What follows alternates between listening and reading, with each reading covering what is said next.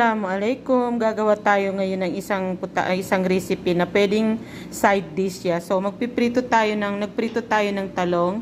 Tapos kailangan natin ng bell pepper, lahat ng kulay. Tapos konting sibuyas, tapos parsley at saka red radish. Tapos kailangan natin ng suma, olive oil, asin at saka lemon. So paghahalu-haluin na po natin. Paghahalu-haluin natin itong lahat, tapos titimplahan. Lagyan natin yung talong na pinirito. Lalagyan po natin ng konting suma, ayan. Tapos lemon. Olive oil. At saka asin. Tapos mimix-mix lang natin siya.